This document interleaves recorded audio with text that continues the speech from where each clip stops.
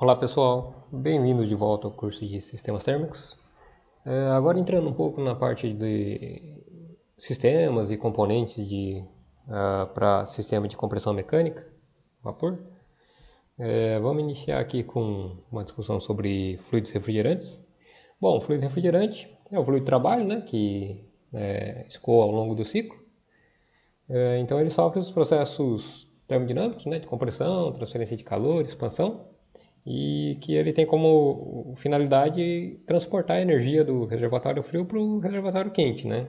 Então, o ciclo em si é responsável por impor o estado termodinâmico de modo que possibilite essa transferência de calor, né? Então, deixar ele numa temperatura abaixo da temperatura do ambiente a ser refrigerado e numa temperatura superior ao ambiente externo, né, de modo que ele possa transferir calor, né, respeitando a segunda lei da termodinâmica. Aí, para aplicação na área de refrigeração, os refrigerantes, os fluidos de trabalho, normalmente são classificados de acordo com a classificação da ASHRAE, né, que é American Society of Heating, Refrigeration and Air Conditioning Engineers. E a nomenclatura dele depende, de cada fluido, né, depende basicamente da composição química, né. O que se deseja dos fluidos refrigerantes, né? Bom, em termos termodinâmicos, deseja-se que ele tenha a pressão de evaporação manométrica positiva, né? Então, no evaporador, pressão maior do que a atmosférica, pressão absoluta. Por que disso daqui, né? Porque se tiver algum furo na tubulação, algum vazamento, o que vai ocorrer, né? Então, se tiver a pressão manométrica positiva, o fluido vai vazar para a atmosfera, né? Isso daí não é um acontecimento desejado, só que é mais indesejável se a pressão fosse negativa. Por quê? Se tivesse algum furo, entraria ar no sistema, né? Aí o ar com umidade contamina todo o fluido refrigerante, aí tem que fazer a troca de toda a carga de refrigerante, né? Então é interessante que a pressão no evaporador, né, que é o ponto de menor pressão do sistema, seja maior do que a atmosférica.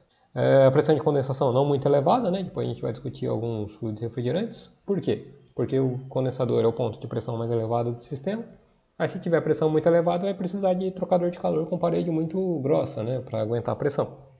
Aí isso daí também não é desejável, né, que o sistema fica pesado e gasta muito material. Temperatura crítica elevada, aí isso daqui acaba favorecendo as características do fluido, né? Então só fazendo esquema rapidinho aqui. Então aqui é só colocando por extenso mais ou menos o que está lá nos slides, né?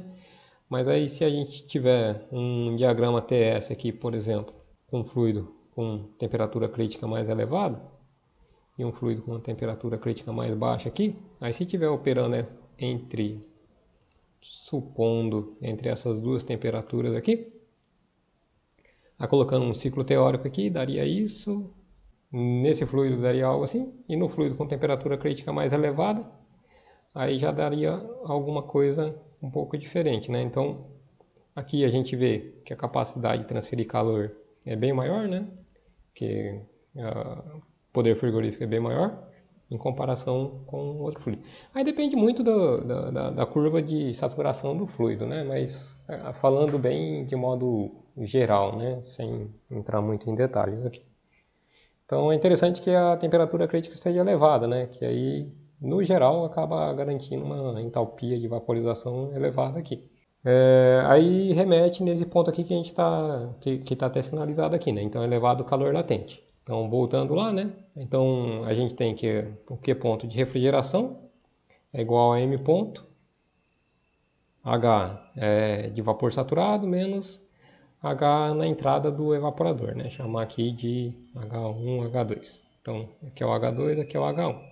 Então, quanto maior a entalpia de vaporização, menor o que ponto, né? Aí se a gente lembrar lá na potência de compressão, a potência de compressão é igual a M ponto, chamar aqui de 3, H3 menos H2.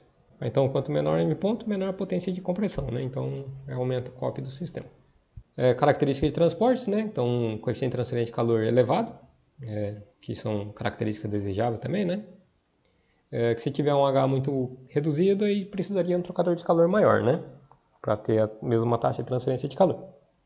E reduzir a perda de pressão, né? De modo que o comportamento do ciclo seja o mais próximo possível do ciclo teórico, né? Que, conforme a gente discutiu, o ciclo teórico é um ciclo execuível que fica um pouco mais perto do ciclo de Carnot, né? Com componentes mecânicos, né, mais convencionais, né? Aspectos químicos, que ele seja inerte e estável, né? Inerte no sentido de não ter reação química com os componentes, por exemplo, tubulação ou material do motor ou vedações, e estável no sentido dele ser durável, né? Então ter uma longa vida útil, né? Saúde, segurança e meio ambiente. Então é interessante que o fluido seja não tóxico, né? Então hoje em dia os fluidos que são a maioria dos fluidos que são utilizados são não tóxicos, né? Não tóxicos no sentido de, assim, caso tenha algum vazamento, ele não vai causar um mal muito grande para a saúde, né? Por exemplo, a amônia, né? A amônia, se tiver vazamento, ela causa irritação e, dependendo da concentração, pode matar, né? Se tiver pessoas, animais perto, né? Próximos, né?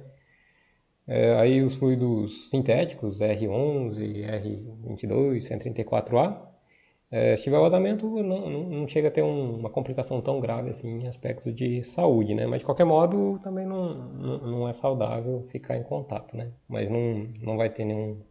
A princípio, não é para ter um problema tão grande, né? Quanto a amônia e alguns outros fluidos tóxicos, né? Não inflamável, então acho que é bem intuitivo, né? Que se tiver um vazamento e ele for inflamável, então pode causar acidente, eventualmente explosão, alguma coisa assim. Também é desejável que não seja não inflamável. Reduzido ou nulo ADP, então é o Ozone Depletion Potential, que daqui a pouco a gente vai voltar nessa discussão, né? Que os fluidos refrigerantes que têm o cloro na composição química, eles afetam o ozônio, né? Então, na década de 80 teve bastante discussão em relação a isso, aí esses fluidos foram saindo do mercado, né? E reduzido o GWP, que é o Global Warming Potential, né? Então, que é eventuais vazamentos de fluido refrigerante, eles vão para a atmosfera, né? Então, esses fluidos também contribuem para a mudança climática, né? Para o efeito estufa. Aí depois a gente volta nessa discussão também. E outros aspectos, custo baixo. Então, esse daqui é um pouco mais complicado, né? Principalmente para fluido novo. Aí pega até fluido mais antigo, né? Você pega a botija de 3 kg, passa de R$ 300, né? Então, o fluido novo é bem mais caro, né? Então, esse aqui é um ponto bem crítico, né? Fácil detecção de vazamento. Então, é interessante que tenha facilidade para fazer a identificação de vazamento. Solubilidade em óleo satisfatória, daqui a pouco a gente volta a discutir. Reduzida a solubilidade em água também a gente vai discutir novamente. E vapor dielétrico. Aí vapor dielétrico por quê, né? Porque normalmente, então, você tem o evaporador, aí o fluido sai, entra no compressor. Aí se pegar um compressor, por exemplo, um compressor alternativo hermético, tem o pistão lá, aí tem contato com o óleo e o enrolamento do motor fica em contato com o fluido refrigerante, né? Então, se é interessante que o vapor seja não condutor elétrico, né? Para manter o isolamento elétrico. Aí entrando na discussão um pouco dos refrigerantes, então vamos começar aqui com refrigerantes inorgânicos. Pode falar também refrigerantes naturais, né? Então, amônia foi um dos primeiros refrigerantes a ser utilizado em sistema de refrigeração. Então, lá do final do século retrasado, início do século passado, né, nos estudos. A classificação, a nomenclatura na segunda classificação da ASHRAE é R717. Então, isso aqui é uma definição aleatória, né, enquanto os fluidos sintéticos já têm uma metodologia para fazer a determinação do código. É um fluido bem interessante, né? Então a temperatura de saturação a 1 atm é menos 33 graus Celsius, então ela tem uma ampla faixa, né? Então pode trabalhar até menos 30 aí, que vai estar com pressão manométrica positiva, né, acima da atmosférica. Temperatura crítica elevada também, né, então 133 graus Celsius. Temperatura de congelamento menos 78, então bem baixo, né? Então, mesmo que trabalhe um pouco abaixo da pressão atmosférica, a temperatura que chega é bem reduzida, né? Calor latente, então aqui só para representar, né, exemplificar, calor latente de vaporização a 0 graus Celsius é 1,26 megajoule por quilograma, né? É só para comparar, tem aqui do 134A, que é um fluido refrigerante um pouco mais novo, é na ordem de 0,2, né? Então 6 vezes aqui, né? Então, aí o que isso daí corresponde, né? Então, se voltar naquela discussão lá, então se a gente tiver capacidade de refrigeração, carga térmica, é igual a M ponto. A gente usou H3, H2, né? Que seja H3. Menos H2. Então, quanto maior esse ΔH aqui, menor o M ponto. Menor M ponto, menor potência de compressão, né? Então, acaba sendo vantajoso. Além do que você pode utilizar um sistema bem menor, né? Bem mais compacto. Ainda mais falando de amônia, né? Então, quanto menor a carga, mais interessante, né? Porque se tiver um vazamento, quanto maior a quantidade de refrigerante, mais complicado, né? Maior impacto. Só que aí tem um outro problema, né? Então, além da toxicidade da amônia, ela, quando na presença de água, né? Ela reage com liga de cobre. Então, aí como é difícil garantir que o sistema está com zero de umidade, né? É praticamente impossível, né? Porque quando monta o sistema, ele vai estar exposto ao ar atmosférico. Aí mesmo que faz vácuo, tenta eliminar o máximo possível ali da umidade, mas mesmo assim acaba tendo um pouco de água, né? Então, com qualquer fração de água, a amônia se mistura com a água e ela tem reação, ataca, né? Ligas de cobre. Então, sistemas que operam com amônia acabam tendo tubulação e componentes feitos de materiais ferrosos, né? Que é diferente da maioria dos outros fluidos refrigerantes que normalmente utiliza cobre, alumínio, liga de cobre, né? Dióxido de carbono, que é o R744, também foi utilizado um tempão atrás, aí ele caiu um pouco em desuso, né, com os fluidos sintéticos. Aí hoje em dia está tendo um pouco mais de discussão em relação à utilização do CO2, né? O interessante do CO2 é que o GWP dele é 1, então é bem baixo, né? Daqui a pouco a gente vai ver que tem fluido refrigerante que tem GWP de 14.000, né? Valores bem elevados.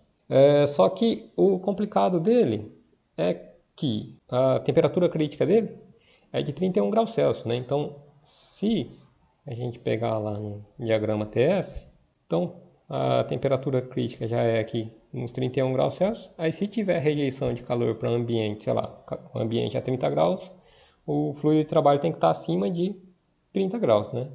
Então aqui teria, supondo, uma expansão até um ponto aqui, transferência de calor, compressão. Aí o processo aqui de transferência de calor, como tem que ser numa temperatura acima da temperatura ambiente, seria na condição supercrítica, né? Aí para essas condições tem alguns problemas, né? Primeiro, que o coeficiente de transferência de calor na condição supercrítica não é tão elevado quanto o coeficiente de transferência de calor com mudança de fase, né? Então, para mudança de fase, chega à ordem de alguns milhares ou até dezenas de milhares de watts por metro Kelvin, né? Então vai de 1 até a ordem de 10 kW por metro quadrado Kelvin. Enquanto que na condição de ponto crítico, em geral, é um pouco menor, né? Aí depende da geometria, velocidade de escoamento, de vários aspectos, né? Mas no geral é um pouco menor do que com mudança de fase, né? Então, aqui, bifásico. Aliado a isso, né, é que a pressão de trabalho, pressão do sistema, acaba sendo bem elevada, né? Então, se pegar a pressão crítica, que seria correspondente aqui ao ponto crítico, seria 7,4 megapascal aproximadamente. Aí se comparar aqui, assim, pegando uma temperatura mais baixa, né, por exemplo, 5 graus Celsius, mesmo assim ainda dá na ordem de 4 megapascal, então a pressão é bem elevada. Aí se a gente comparar aqui com 134A, para 5 graus Celsius dá 350 kPa, né? Então é 10% da pressão. Então no 134A, por exemplo, dá para usar a tubulação de parede bem mais fina, né? aí economiza em material e peso. Então aí acaba tendo essa vantagem, né? Quer dizer, o dióxido de carbono acaba tendo essa desvantagem relacionada à pressão muito elevada, né? Só que, conforme a gente até discutiu anteriormente, o fato de ele trabalhar com pressão muito elevada acaba implicando em um volume específico do vapor bem reduzido, né? Então, aqui no processo de compressão, aqui nesse ponto, a pressão vai ser bem elevada, então o volume específico do vapor é baixo.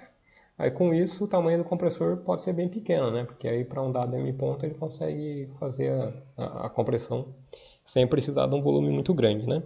Aí tem essa vantagem. Aí, por fim, dentro dos refrigerantes inorgânicos, é só um comentário que eu não sei muito bem o porquê que tratou o dióxido de carbono como sendo refrigerante inorgânico, né? Sendo que tem um carbono aqui, mas tudo bem, só um paralelo aí, né? Agora passando para a água, então é o R718, segundo a classificação da ASHRAE. A gente vai ver um ciclo utilizando água como fluido de trabalho quando a gente estiver falando de ciclos por absorção, né? Para a compressão mecânica não é muito comum, né? Então é bem raro. Então até me surpreendi quando encontrei um sistema comercial, né? Achava que estava só em fase de pesquisa ainda. Mas se procurar na internet, até encontra alguns ciclos de compressão mecânica operando com água. O porquê, né? Porque se for utilizar para refrigeração, considerando o sistema de ar-condicionado, por exemplo, né? Se a gente pegar temperatura de evaporação de 5 graus Celsius, a pressão vai ser 0,8 kPa, absoluto isso daqui, né? Aí com isso, o volume específico da fase de vapor dá muito elevado, né? Então dá 147. Aí se comparar aqui com 134A, a gente vê que o volume específico é muito grande, né? Então é muito maior que do 134A é 0,06 aproximadamente. E da água, então 147. Então esse elevado volume específico complica pelo seguinte, porque supondo que a gente tem uma dada vazão máxima que a gente calcula a partir lá do balanço de energia no evaporador, né? Então, a gente fica com QEVAP igual a M ponto, delta H no evaporador. Aí, então, a partir daqui a gente tira o M ponto. Então, com esse M ponto aqui, a gente gostaria de calcular qual que é a vazão volumétrica, né? Então, a vazão volumétrica do sistema seria M ponto vezes o volume específico, né? Então, aqui quilograma por segundo, aqui metro cúbico por quilograma daria metro cúbico por segundo, né? Então, quanto maior o volume específico, maior o volume deslocado, né? Então, é preciso de uma vazão volumétrica muito elevada, né? Aí, para esses tipos de sistema, acaba utilizando compressor ou centrífugo ou compressor parecido com aqueles de turbina aeronáutica, né? Que é o volume específico muito baixo, precisa de uma vazão elevada. Aí o sistema não é muito... O sistema acaba sendo um pouco mais caro, né? De qualquer modo, a água acaba sendo utilizada no sistema de refrigeração por absorção, depois a gente vai ver, né? Que é operando com água e brometo de lítio, onde a água é fluido refrigerante e a solução de água e brometo de lítio é o absorvente. E ela tem vantagem de que o calor latente é bem elevado, né? Então aqui é 2,5 MJ por quilograma. Então se a gente até comparar aqui com a amônia, que tem um HLV bem elevado, né? Que dá na ordem de 1,2, né? Para temperatura próxima, né? Então, para refrigeração acaba tendo uso um pouco mais restrito, né? Agora falando de fluidos sintéticos, halocarbonos, a gente tem várias classes, né? Então, acredito que vocês devem ter ouvido falar já, né, do CFC e o HCFC, que é o clorofluorcarbonetos, e o hidroclorofluorcarbonetos, carbonos. Foram desenvolvidos em 1900 na década de 30, né, pela DuPont, que desenvolveu o R12. Aí, até então, o sistema de refrigeração utilizavam outros fluidos refrigerantes, né, por exemplo, amônia, dióxido de enxofre, né, só que aí, devido a problemas de toxicidade, a utilização em sistemas menores não era muito comum, né? Aí com o advento com o desenvolvimento do R12, aí possibilitou o desenvolvimento de refrigeradores para uso doméstico, uso comercial, né? Um pouco ampliando essa utilização. Então era um fluido bem interessante, né? Porque ele era estável, não tóxico, com bom desempenho em termos de COP, né? Durante várias décadas, os engenheiros, pesquisadores não tinham muito a ciência, né, a consciência do eventual impacto ambiental. E o principal problema aqui dessa classe de refrigerante é a presença do cloro, né? Aí o cloro, esses fluidos refrigerantes, quando soltam na atmosfera, aí o cloro eventualmente reage com o ozônio, então tem depressão de ozônio, né? Então o ADP dele é maior que zero. Então, por exemplo, o R11, que é da mesma classe aqui, ele é utilizado como referência, né, para cálculo do ADP, que é o Ozone Depletion Potential, sendo igual a 1, né? Aí, adicionalmente, esses fluidos também têm elevado GWP, então, que é o Global Warming Potential. Então, só para ilustrar aqui, o R12, que é um fluido refrigerante que também era bastante utilizado, né? Tem o GWP de 10.200, né? O que é o GWP? Né? Então, o GWP, conforme a gente tinha comentado anteriormente, é o potencial de aquecimento global. Aí tem algumas metodologias de cálculo, né? Mas falando bem de maneira mais simplificada, o GWP corresponde a quantas vezes o fluido é mais nocivo para efeitos de mudança climática, de efeito estufa, em comparação com o CO2, né? Então, por exemplo, aqui no R12, 1 kg de R12 corresponderia a 10.200 kg de CO2 na atmosfera, né? Aí tem várias bases, vários períodos de cálculo, né? O mais comum é considerar período de 100 anos, né? Então, período de 100 anos, o R12 corresponde a 10.200 kg. 1 kg de R12 na atmosfera corresponde a 10.200 kg de CO2 na atmosfera, né?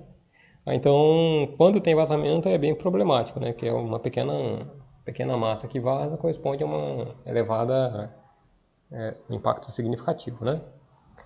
Aí no CFC tem alguns exemplos aqui, R11, 12, 13, 111, etc. E no HCFC, 21, 23, 23 para a temperatura mais baixa, né? 31 e por aí vai. Com a percepção de que os CFCs eles têm impacto na camada de ozônio, a partir da década de 80 começou a ter pesquisa e desenvolvimento de outros fluidos refrigerantes, né? Então, por exemplo, o HFC, de hidrofluorcarbono, aí que eliminou o cloro e substituiu por compostos à base de flúor, né?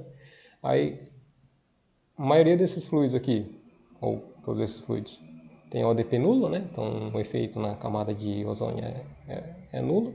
Só que eles continuam com elevado GWP, né? Então, por exemplo, o 134A, que é um fluido bem comum até hoje, ele tem um GWP de 1430 e o 23... Epa, é alguma coisa errada aqui. Tá, o 23 tá errado aqui. O 23 é de 14.800. Há alguns exemplos, então 134A, 23, 245FA, 152, etc.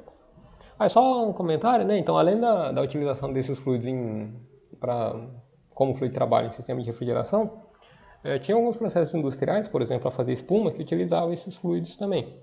Aí, então, misturava a substância na resina, aí conforme reduzia a pressão, o fluido expandia, então formava os bolinhos, né, e formava a espuma. Então, isso aí era relativamente comum, né? Como expansor para fazer espuma. Então, até recentemente, né, acho que coisa de uns 3 anos atrás, eu li uma notícia no jornal de que acho que tinha uma fábrica, não lembro em que país, China, se não me engano, que ainda estava usando o CFC para fazer expansão de espuma, né? Então, sendo que tinha sido proibido lá na década de 90, se não me engano. Aí, além dos HFC, né, que tem ODP nulo, só que tem um GWP elevado, está tendo uma discussão em relação à substituição pelos HFOs, que é hidrofluorolefinas, que tem ODP zero e tem GWP mais baixo, né? Então, só para ilustrar aqui, o R1234YF tem um GWP na ordem de 4, né? Aqui a gente está falando na ordem de 1.000, 14.000, né? Então, são valores bem elevados. De qualquer modo, pelo menos pelo que eu sei, ainda não está muito comum a utilização desses fluidos, né? Acho que ainda está na fase de pesquisa, Pelo menos não tenho. Pelo menos eu não sei sobre a utilização comercial ampla desse tipo de fluido, né? O problema, dos problemas dele é que ele apresenta baixa estabilidade, né, em termos de durabilidade, né? Então, na atmosfera, assim, até que é bom, né, que dura pouco tempo na atmosfera, mas às vezes ele degrada no sistema e não é legal, né? Então seria interessante que ele tivesse uma vida útil interessante dentro do sistema, né?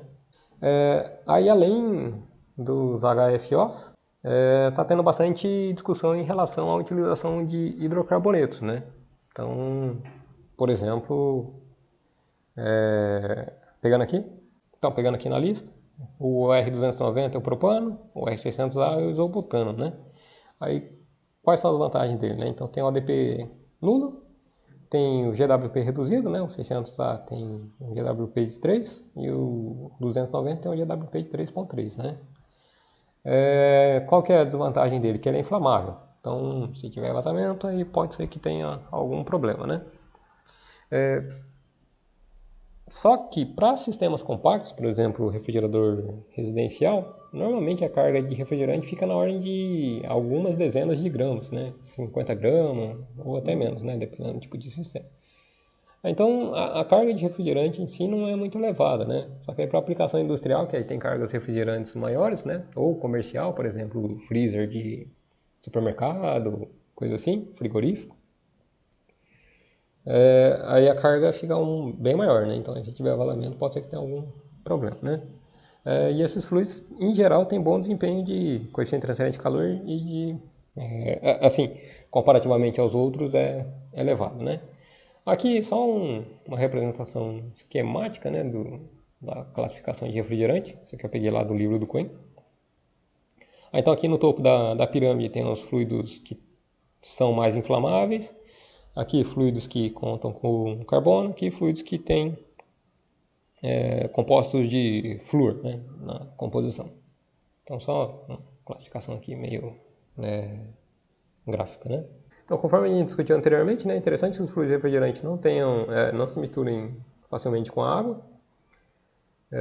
Por exemplo, bom, aqui só exemplificando, né, alguns fluidos refrigerantes que se misturam facilmente, por exemplo, amônia em qualquer proporção, o CO2 e o R22 em algumas proporções, né? Aí outros que não se misturam, que tem dificuldade de misturar, né, por exemplo, o R12. Aí mesmo para os fluidos que se misturam, mas que a concentração da mistura depende da temperatura, pode ocorrer algum tipo de problema, né? Então, se tiver lá por exemplo, pegando o ciclo, né? Então aí vai ter o compressor, passa pelo condensador, dispositivo de expansão, evaporador e volta para o compressor. Então, supondo que a solubilidade reduz com a redução da temperatura, então quando o fluido vai passando aqui pelo dispositivo de expansão, eventualmente pode ser que a solubilidade não seja mais suficiente para manter a mistura, né? Então ele acaba tendo a separação de uma fração da água, né? Aí essa água resfriada pode ser que ela congela e cause um bloqueio do dispositivo de expansão. Então não é desejável, né? Aí tem alguns sistemas que utilizam filtros secadores, né? Daqui a pouco a gente vai ver um filtro secador mais para frente, né? E outro aspecto é que mistura de refrigerante com água forma ácido, né? Então a gente até comentar, né, que a amônia com água fica altamente corrosiva para a liga de cobre, né? Então qualquer fluido refrigerante que mistura com água forma compostos ácidos, né? Que podem atacar vedações e outros materiais. Então não é legal, né? Aí no processo de montagem tenta evitar ao máximo, né, ter presença de umidade dentro da tubulação. Só que a umidade atmosférica é complicada de tirar, né? Tá, agora em relação ao lubrificante, dependendo do par refrigerante e lubrificante, pode ter mistura. Então, conforme a gente tinha comentado lá, né? Então, você vai ter o compressor, considerando um compressor alternativo aqui. Aí no cárter vai ter um pouco de óleo, né? Então, o fluido refrigerante vem lá do evaporador, acaba entrando em contato aqui com o óleo. Durante o processo de compressão, então, na compressão aqui tem lubrificante, eventualmente um pouco de lubrificante é arrastado, né? Aí se misturar o fluido refrigerante com o óleo, supondo o óleo de lubrificação aqui da parede, ao longo do sistema como um todo, então passando aqui para o condensador, expansão, e evaporador. Então, se tiver mistura do fluido refrigerante com óleo, ao longo do sistema todo vai ter uma mistura, né, de fluido refrigerante e óleo, né? Aí acaba tendo complicação, acaba tendo prejuízo devido à variação do coeficiente de transferência de calor, né? Pelo menos que eu tenho ciência é que reduz o coeficiente de transferência de calor, a presença de óleo. Tem eventual alteração da viscosidade, né? Por quê? Porque o fluido refrigerante, da viscosidade do óleo, porque o fluido refrigerante entra em contato aqui com o óleo, aí o óleo fica aqui misturado com o refrigerante, então a viscosidade dele reduz. Pode ter redução, né? Pode ter eventual formação de espuma na partida, né? Então, supondo que o sistema está parado, aí aqui no cárter tem vapor aqui de refrigerante, aí esse vapor aqui está misturado, quer dizer, eventualmente vai ter uma difusão ou já o óleo já está misturado com o fluido refrigerante. Aí quando tem partida do compressor, aqui vai ter uma redução brusca de pressão, né? Por quê? Porque ele vai acabar succionando o gás que está aqui na câmara do compressor, né? Aí com essa redução de pressão, eventualmente as porções de gás que estão dissolvidas aqui acabam formando bolhas. Aí formando bolha, forma espuma, né? Então se formar espuma não é legal que acaba, tem o risco de ser succionado aqui pelo compressor. Então isso daí é um dos eventuais problemas, né? Aí se pesquisar na internet até encontra alguns artigos falando exatamente sobre isso daí, né? Então foam formation, compressor startup, alguma coisa assim. Aí os fluidos que misturam bem com óleo. Aí depende do tipo de óleo, né? Então se procurar na internet vocês vão ver algumas tabelas, né? Tem óleo mineral, óleo sintético, polioéster. Então tem vários tipos de óleo, né? Que mistura com óleo, então só colocando aqui, né? O R11, 12, 21, 13. Aí tem fluido refrigerante que não mistura com óleo, por exemplo, amônio, CO2, R13, R14.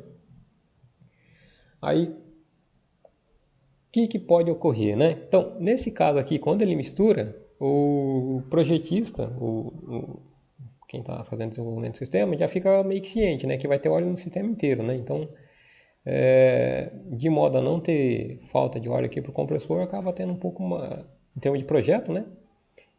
Acaba dimensionando para ter um pouco mais de óleo aqui no sistema, né? Então, para não ter falta de óleo no compressor.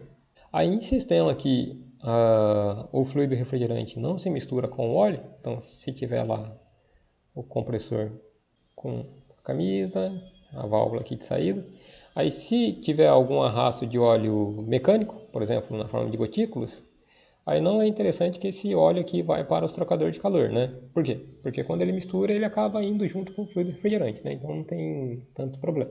Só que aí quando ele não mistura, tem risco dele se acumular em algum ponto do trocador de calor. Então na saída do compressor, eventualmente acaba utilizando um separador de óleo, conforme a gente vai ver daqui a pouco, né? Tem até uma representação aqui. Então nesse esquema aqui, que é um sistema comercial, o óleo entra por aqui.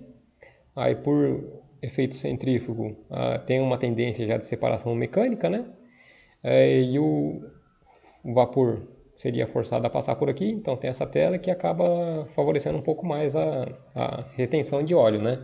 Antes do óleo ser encaminhado para o condensador. Aí o óleo sai aqui por cima. Aí aqui tem um coletor de óleo na parte de baixo, então tem essa boia aqui, conforme o nível aumenta, ele joga isso aqui de volta lá para o compressor. Então, aí precisa ter um separador mecânico de óleo, né? Ou precisaria de velocidade elevada do escoamento ao longo do trocador de calor. Então, supondo que aqui tem uma serpentina. Aí precisa ter uma velocidade de escoamento elevada, de modo que o fluido refrigerante acaba arrastando o óleo, né? Então, o óleo pega e volta para o compressor. Senão, pode ser que vá acumulando em outro ponto do sistema e tenha falta de óleo aqui para o compressor, né? Aqui onde tem parte móvel.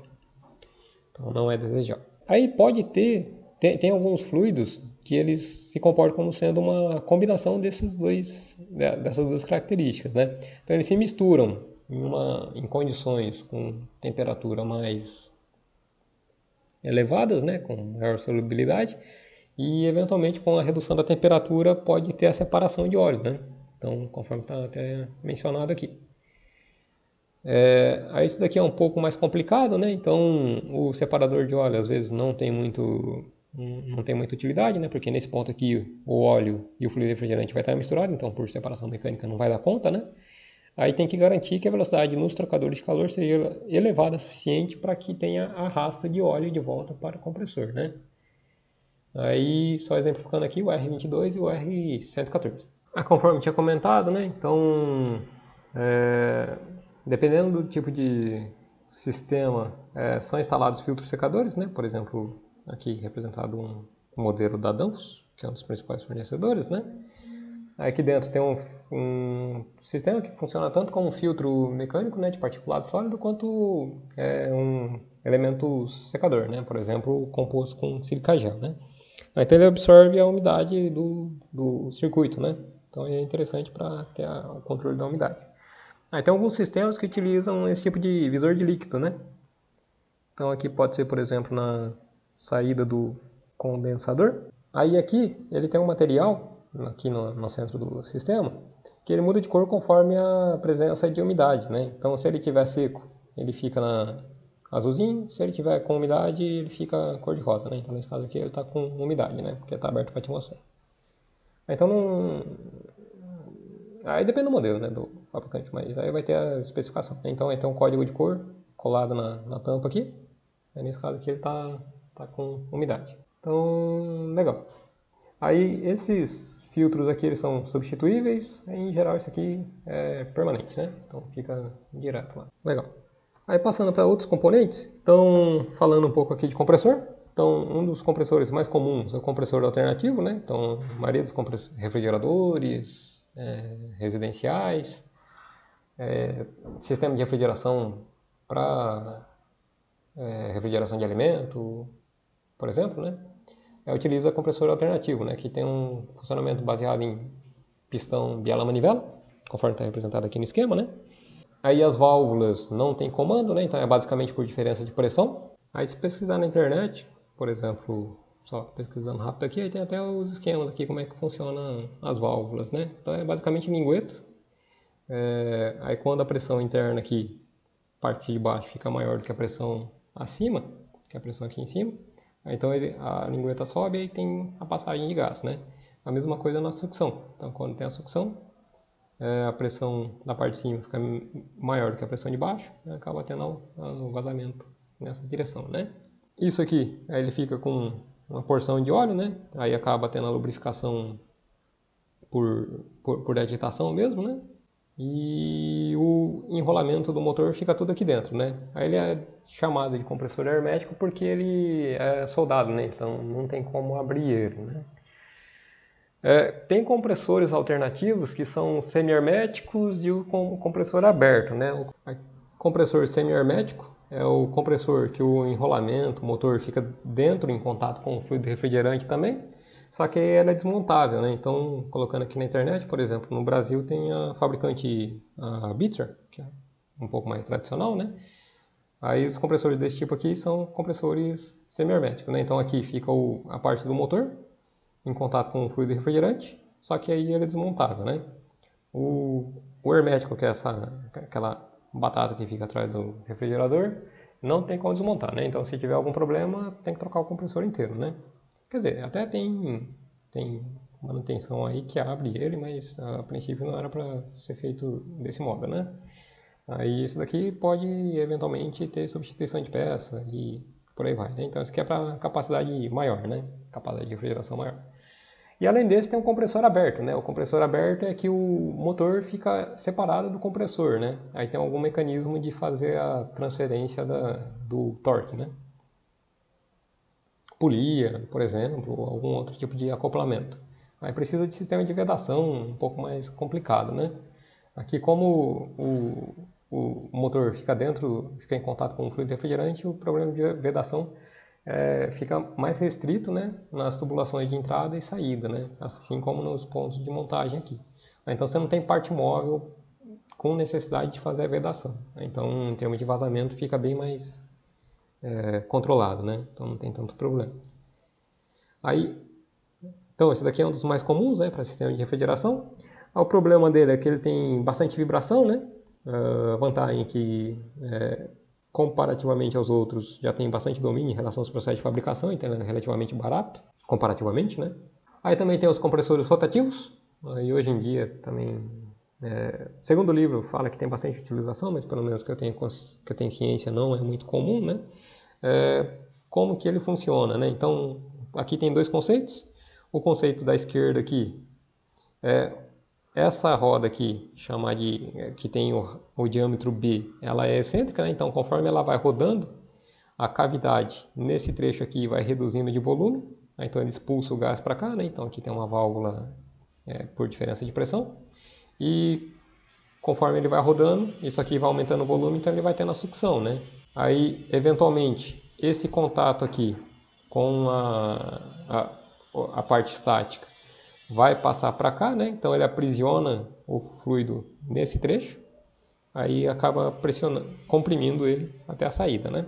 Aí ele é interessante porque a vibração dele, o grau de vibração dele é menor do que o compressor alternativo, só que, pelo menos que eu tenha ciência, ele não é muito comum de utilização, né? Aqui um outro conceito parecido, né? Só que aqui utiliza essas linguetas aqui, né? Linguetas móveis. Então isso daqui vai para lá e volta para trás, né? Então ela vai para fora conforme força centrífuga, né? Ou eventualmente pela utilização de molas aqui. Então isso daqui roda em torno do próprio eixo, né? Então ele não é assim, ele é excêntrico em relação à carcaça, só que ele não tem uma rotação excêntrica como esse caso aqui, né? Então esse caso aqui ele roda, o eixo de rotação coincide com o centro da carcaça, só que a geometria faz com que ele se comporte como sendo um disco excêntrico, né? Nesse caso aqui é um disco excêntrico, só que o eixo de rotação dele é diferente do centro da carcaça, né? Então ele roda nesse ponto aqui mesmo, esse ponto de contato aqui se mantém, só que aí essa lingueta aqui, conforme ela vai rodando para cá, então ele vai empurrando o gás, eventualmente todo o gás, conforme nesse volume aqui, né, vai ser empurrado aqui para fora, né? Aí aqui sai para o condensador. Aí para aplicação de sistema de ar-condicionado, hoje em dia o que está bem comum é a utilização de compressor screw, que assim, não deixa de ser um compressor rotativo, né? Só que a configuração dele, o princípio de funcionamento dele é um pouco diferente do que a gente viu ali atrás, né? Aqui do lado direito tem um esquema, né, animado, então fica um pouco mais fácil de entender. Então, aqui na periferia pode ser a sucção. Aí se vocês acompanharem aqui, vocês vão ver que vai ter um volume que vai ser reduzido, né? Aí, então aqui fica o ponto de sucção e aqui no centro fica o ponto de exaustão, né? Aí a sucção fica aberta, né, conforme está nesse caso aqui, então não tem nenhuma válvula de sucção. E somente no ponto de exaustão, né? Então aqui acaba tendo uma válvula de saída. Então tem um trecho que fica fixo, né? Então esse aqui, por exemplo, fica na tampa do sistema. Então a gente vai até ver aqui. Então o caracol fixo fica na tampa, por exemplo, né? O caracol móvel fica na parte de baixo aqui em contato com o motor, né? Aí ele é vantajoso porque ele tem bem menos vibração e ruído do que o compressor alternativo. Então, para aplicação de ar-condicionado ele é bem interessante, né? Porque ninguém gosta de ar-condicionado barulhento. Tem menos partes móveis, né? Então, o compressor alternativo tem bastante ponto de atrito, parte móvel. E ele é relativamente bem eficiente, né? É complicado que o processo de fabricação dele não é tão barato quanto o processo de fabricação por compressor alternativo, né? Então, em geral, aquele compressor mais redondinho é o hermético alternativo, né? E o compressor um pouco mais comprido assim é o compressor screw, né? Então, normalmente é aplicado mais para parte de ar-condicionado, né? Além desses, para sistemas com capacidade maior, tem configuração de compressor parafuso. A compressor parafuso, pelo menos segundo o livro, tem duas configurações, né? Parafuso simples, então aqui é um parafuso simples e parafuso duplo. Aí o parafuso simples como é que funciona, né? Então tem duas engrenagens aqui que não participam do processo de compressão. Aqui, imagina que aqui está fechado, né? Então o único ponto de saída de gás seria para cá. Então, conforme ele vai rodando nessa direção, então essa face que a gente está vendo roda para cá. Então, o gás que está preso nesse trecho aqui, ele vai sendo empurrado para fora aqui, né? Conforme o sistema vai rodando. Então, aumenta a pressão. Então, o gás entra aqui, vai sendo aprisionado, eventualmente ele vai ser aprisionado por essa pazinha aqui e vai sendo empurrado lá para cima, né? O de parafuso duplo utiliza dois rotores, um macho e um fêmea, e eles acabam formando espaços também em relação entre o rotor e a casa do rotor, né? Então é entre a carcaça e o rotor. Aí ele vai empurrando o fluido refrigerante até a saída, né? Então tem a entrada, ele vai formando cavidades aqui, e essas cavidades vão deslocando na direção da saída, né? Aí eventualmente aqui tem a descarga do compressor. Aí, por exemplo, uma representação um esquema aqui que eu peguei da internet, né? Aí esse tipo, assim como o compressor alternativo, esse tipo de compressor parafuso também é bastante utilizado para compressão de ar, né? Para aplicação industrial, por exemplo, né? Quando precisa de uma vazão um pouco maior, o compressor parafuso dá conta, né? O compressor alternativo já não é tão viável assim, né? Aí tem várias configurações, né? Por exemplo, aqui o enrolamento elétrico está junto com o compressor, né? Então é como se fosse um compressor semi-hermético, né? Então ele é desmontável, só que o motor fica junto no mesmo ambiente que tem o fluido refrigerante. Então, de volta àquela discussão que a gente teve, né? Então é interessante que o fluido refrigerante seja diélétrico, né? Não seja condutor. Aí, se vocês lembrarem lá quando a gente estava falando de sistema de múltiplos estágios, né? Por exemplo, aquele operando com R22, que saía de um estágio de compressão e misturava com fluido e já entrava em outro estágio de compressão, aí foi comentado que pode ser utilizado o compressor do tipo parafuso, né? Por quê? Porque pode ter uma sucção iniciando aqui, por exemplo, se fosse o circuito de baixo, e aqui um ponto de conexão para outro ponto de sucção. Então, aí seria compressão do estágio de alta, né? Então daqui para cá seria o estágio de alta, daqui para cá o estágio de baixa. E um compressor simples, né? Ao invés de utilizar dois compressores. Aí aqui é uma representação mais ou menos de sistemas para fazer o controle da carga, né? Que aí, conforme desloca, então tem representação aqui, né?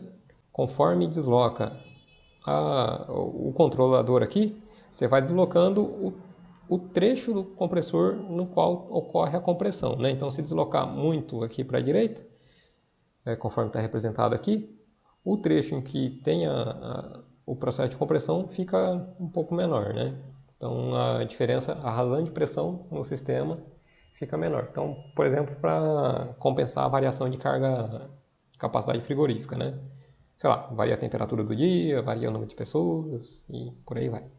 Então, esses compressores que a gente discutiu até agora são compressores de deslocamento positivo, né? Então, o fluido entra e ele, numa cavidade, ele é descarregado no ponto de saída através da redução da cavidade, né?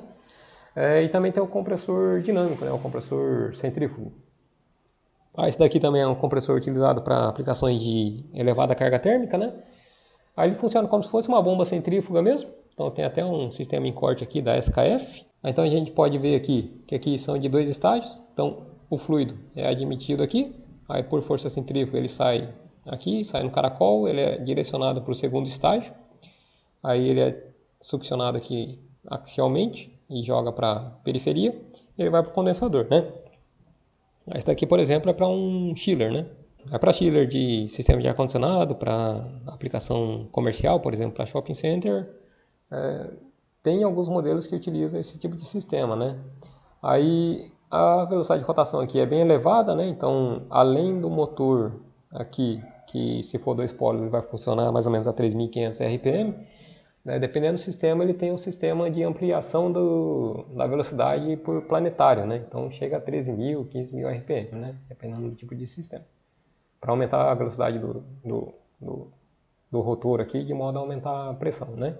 Aí aqui é para sistema grande somente, né? Aí falando um pouco de dispositivo de expansão, então de utilização mais comum basicamente dois, né? Então é o tubo capilar, que a gente vai ver daqui a pouco, e a válvula termostática de expansão, né? Por que chama válvula termostática de expansão, né? Então vamos descrever aqui rapidinho como que ela funciona, né? Então aqui é o ponto de entrada da válvula, nesse ponto aqui. Aqui tem uma restrição do escoamento, então aqui tem uma perda de carga, né? Essa perda de carga faz com que saia da pressão de condensação para a pressão de evaporação.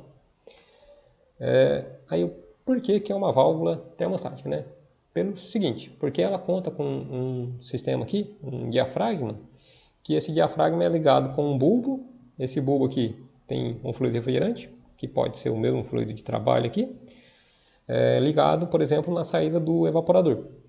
Aí, se a temperatura do fluido na saída do evaporador aumenta, o que ocorre, né? Aqui vai ter o fluido, supondo uma mistura saturada. A pressão do fluido aqui aumenta. Com o aumento da pressão, aumenta a pressão nesse trecho aqui, desloca a válvula para baixo, aumenta a vazão. Aumentando a vazão, aí tem a transferência de calor aqui, só que aí se pegar lá no diagrama pH, por exemplo, se, por exemplo, o fluido estiver saindo aqui, conforme você aumenta a vazão, você joga o fluido para cá, né? Aí, então o fluido acaba saindo um pouco mais frio. Então, acaba, assim, a definição de válvula termostática é devido a isso, né? Que ela tem um sistema aqui de feedback, de realimentação, né? De medição, que faz com que ela regule a vazão de modo a manter a temperatura aqui constante na saída do evaporador, né?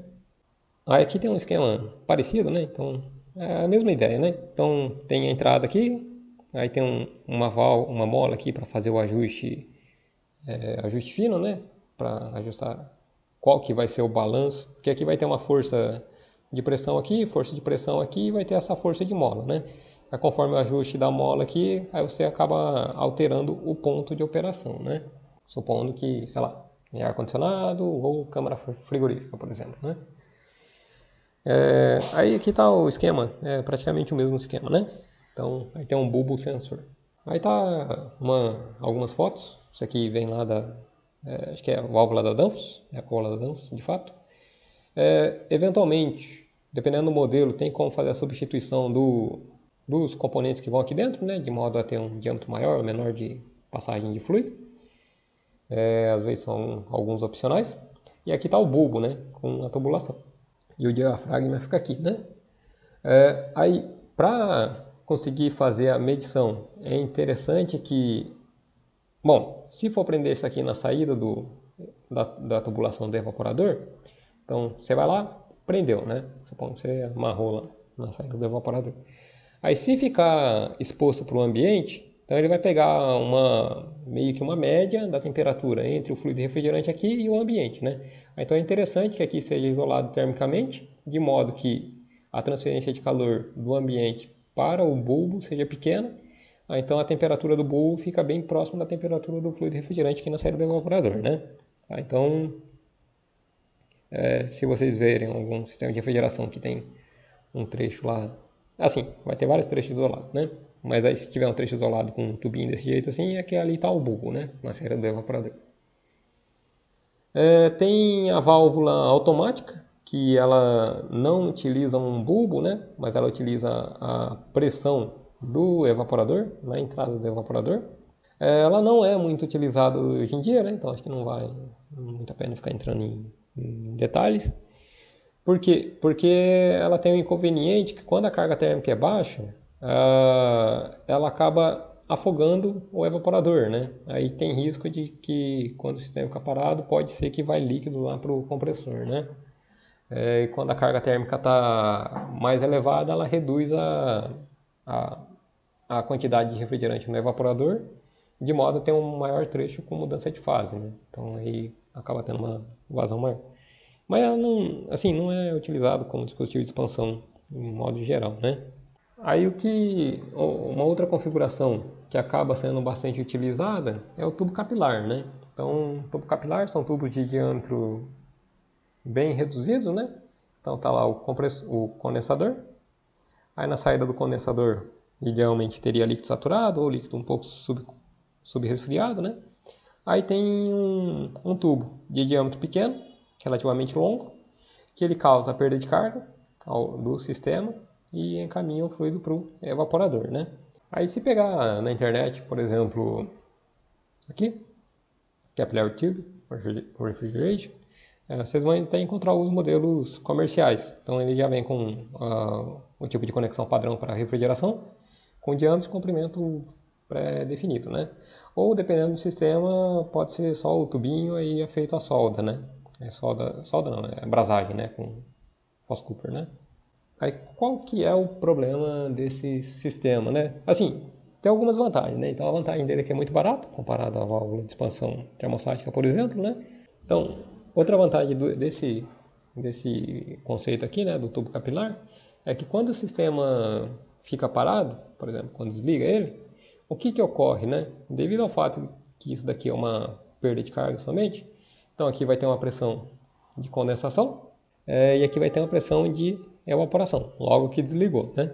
Então o fluido vai continuar escoando aqui para o evaporador e vai chegar a um ponto, com o passar do tempo, que a pressão daqui vai ficar igual à pressão daqui, né? Ou vai ter uma diferença basicamente de hidrostático ou algum outro efeito, né? Mas vai ser bem próximo à pressão do outro. Então, para a condição de partida de um compressor é bem mais bem vantajoso, né? Porque o compressor parte com uma pressão na saída aqui não muito elevada, né? Aí na válvula termostática não necessariamente isso daí ocorre, né? Pode ser que tenha eventual cessão do escoamento, então a pressão na saída aqui a pressão no condensador fica maior que a pressão no evaporador, né? Aí a partida do compressor gasta um pouco mais de energia, eventualmente tem pico de corrente, né? Aí quais são as desvantagens, né? A desvantagem é relacionado que ele não varia a vazão com a carga térmica, né? Então a definição da geometria que é feito em fábrica, né? Na linha de montagem ou fase de projeto, e a vazão de fluido refrigerante, o ΔP aqui não varia com a carga térmica, né? Então se for um refrigerador, você enche de comida ou deixa praticamente vazio, a operação dele vai ser a mesma, né? Então tem essa deficiência. E outro aspecto, assim, o dimensionamento dele tem algumas metodologias na literatura aí que levam em conta, faz a modelagem, né, do escoamento. Então se a gente pegar ali no diagrama pH, por exemplo, aí você tem um diagrama aqui, aí tem a expansão isentálpica até a compressão e tal. Então, daqui para cá, ele sai do monofásico e ele entra no escoamento bifásico, né? Então, tem algumas modelagens que modelam isso aqui como sendo o modelo homogêneo. Aí, eventualmente, dependendo da velocidade do escoamento aqui, pode ter blocagem do escoamento, né? Então, ele chega na condição sônica, né? Aí, mesmo que tenha sucção aqui com redução da pressão de evaporação, não tem variação da vazão, né? Então, continua na mesma vazão. A vazão acaba sendo governada basicamente na pressão de condensação e pela geometria. Só que eu não vou entrar em detalhes aqui. Quem tiver interesse tem a metodologia descrita lá no livro do Stecker.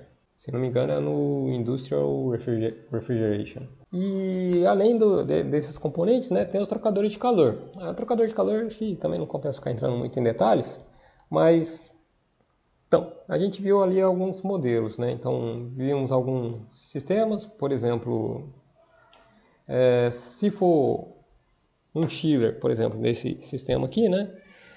Aqui a gente consegue ver que aqui a gente tem um trocador de calor, muito provavelmente casco-tubo, e aqui um outro trocador de calor, muito provavelmente casco-tubo também, né? Então, a água que você quer resfriar, quer dizer, água de condensação, por exemplo, entra por aqui, ele é distribuído nas tubulações aqui, entra em contato com o fluido refrigerante condensa e ele é direcionado para a expansão. Talvez por alguma passagem aí, não sei onde. Mas aí tem algum ponto de passagem, vai para o evaporador. Aí do evaporador vai ter a passagem da água que você quer resfriar, né? E essa água aqui passa no trocador de calor para resfriar o ar, por exemplo, né? Ou algum outro processo industrial aí. Então esse daqui é um dos conceitos de trocador de calor. Aí tem alguns para refrigeração de ar, o comum é trocador de calor aletado, né? Então, para quem já teve curiosidade de abrir um ar-condicionado, por exemplo, de janela mesmo, então olhando ele, você vai ver que está cheio de chapinha de alumínio. Aí se prestar atenção, vocês vão ver que vai ter tubulação passando aqui, né? Então o que consiste isso daqui, né? Então é um trocador de calor com uma serpentina de tubo, normalmente tubo de cobre, e tem as aletas do lado do ar, né? Então o fluido refrigerante vai aqui por dentro e externamente aqui, nessa direção, passa o ar, né? A utilização de aleta, conforme vocês devem ter lembrar lá do curso de transferência de calor, é utilizado com o objetivo de aumentar a área externa, né? Mas aí entra o aspecto da eficiência de aleta. Por quê? Porque o H externo do lado do gás é relativamente pequeno, né? Aí quando coloca isso daqui em conjunto com a resistência térmica do escoamento interno, que nem a gente viu, quando tem mudança de fase, o coeficiente de transferência de calor é muito elevado, né? Então essa resistência térmica aqui é baixa, e essa resistência térmica aqui, se não tivesse a aleta, né, seria elevada. Então utiliza a aleta de modo que a resistência térmica do lado do gás seja reduzida, né?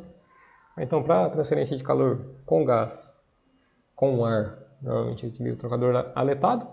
Aí se vocês repararem em alguns refrigeradores, na parte de trás tem aquela serpentina, então é a mesma coisa, né? Então é o compressor, é o condensador. Ela acaba tendo alguns filetinhos, então não é um sistema tão frágil quanto esse aqui, né? Porque eventualmente alguém vai lá, pendura roupa, pendura sapato, coisa assim. Então acaba sendo feito de aço, né? E também que é mais barato. Então isso aqui funciona por convecção natural, né? Então eventualmente até a utilização de aletas sofisticadas assim não seria tão interessante, não seria economicamente interessante porque é convecção natural. Então, conforme vai aquecendo, o ar sobe, então aqui tem uma condensação por convecção natural. Aí dentro do refrigerador, aí depende do modelo também, né? Se for aqueles modelos um pouco mais simples, vai ter o trecho que você olha ali, né? Então tá a geladeira aqui, aí você olha nesse sentido aqui. Aí olhando de lado, tem algumas configurações que tem o evaporador nessa configuração. Aí as tubulações correm dentro da parede aqui, de modo que isso aqui funciona como evaporador. Aí, então acaba sendo duas chapas, então tem duas chapas, aí elas são conformadas de modo a formar o canal. Aí quando junta essas chapas, então são chapas com as conformações, né? Aí quando solda essas duas chapas aqui, acaba formando esses canais aqui, né? Então aí, se vocês olharem lá, vocês vão reparar. Aí no refrigerador Frost Free, que não tem essa estrutura aqui visível, o evaporador fica escondido, né, dentro da carcaça lá. Aí acaba sendo um trocador de calor, algo mais ou menos desse tipo assim, né? Aí tem alguns refrigeradores domésticos que não tem aquela serpentina na parte de trás, né? Então, aí se vocês olharem lá atrás, ele não tem aquela serpentina, né? Aí, como que ele funciona, né? Então o condensador acaba passando em contato com a carcaça lateral. Então, se vocês até colocarem a mão na carcaça, vocês vão sentir um pouquinho mais quente. Aí a carcaça troca calor para o ambiente por convecção natural, né? Então a tubulação do condensador fica aqui em contato. Mas aí não é tão comum, né? O mais comum é acaba tendo a serpentina na parte de trás mesmo, né? Até por isso que é o motivo de não encostar o refrigerador na parede, né? Porque senão você prejudica o escoamento da convecção natural. Então, isso aí. Então, foi meio rápido aí, mas a gente discutiu a parte de refrigerante e alguns componentes de sistema de compressão mecânica, né? Na próxima aula a gente volta com um exemplo utilizando o conceito de refrigeração por compressão mecânica e desvio em relação ao ciclo teórico.